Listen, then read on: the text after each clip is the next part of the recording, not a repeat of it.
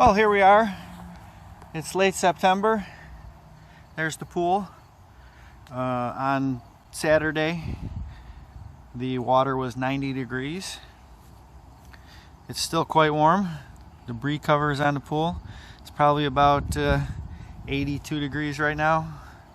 It's going down into the 50s at night, upper 50s, so it's cold. We've done some modifications to the Redneck pool heater. It now has a cover, and the copper tubing is basically strapped together to keep it closer to the fire. Earlier videos you saw that the tube was kind of all over the place, so I've gathered it together, and you can see we did a lot of burning. When the copper pipe started out, it was nice and shiny copper color, and now it's black and sooty, and we did some massively intensive burning this weekend. You can see very nice and focused. You can see all the soot on there, and we end up power washing it and tripping over things, and a lot of soot built up on there, so we'll power wash it. I just cleaned it out today. We burned all the wood. We had wood all the way from there up and down to there. Massive amount of wood. Burned it all this weekend. We used a supercharger. We blew air into it. So we have this cover. Put this cover on.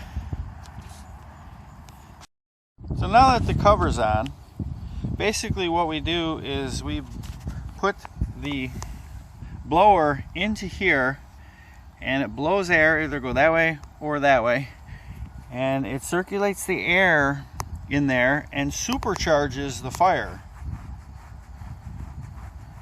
So that's what happens. Also at night when it's cooler out, like in the 60s and such, and overnight, and I've got a fire cooking in there, it'll basically keep it warm. It's insulated enough to where the fire doesn't lose heat out here. The sheet metal holds it in enough and allows the copper tubing here, the water that's passing through it, to go into the pool. So I get maximum amount of heat into the pool with minimal heat loss. So I came up with that idea, so that's what we got here. This is it's not real pretty looking, but next year I want to make it actually bigger because it kind of hangs off the side there. I kind of hastily made it, and I want to make it a little bit bigger. I've got plenty of nice sheet metal over there. I'm going to cut it probably an inch bigger. Right now it was like right up to it, right at the edge. I should have made it at least an inch bigger all the way around. So, and here we can see that these are kind of overhanging. Yeah, I mean that's kind of good because that kind of holds the heat in. You can see it's tucked way in there. That's probably good, but that makes it difficult if you're putting in large pieces of wood. And the less you have to cut the wood, the better. So there we go. That's our final update for this year. I don't know how long we're going to keep the pool open. I might burn one more weekend. I just want to be able to say we swam in October in the Chicago area outside in the pool. Right now the pool's off. The filters are off. Not necessary to run them. I'll run them a day before we open the pool if we do. But I got to get some more wood. We are out of wood. We'll get some more wood and we'll chop it up with the Sawzall. There's a really nice tomato in there. Look at that baby. Oh, that thing's nice and red. Here's a bunch of them way in there. Oh, look at them all on the ground. I can't get to them either.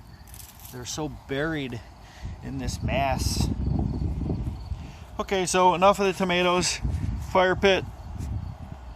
We had a lot of great swimming this year.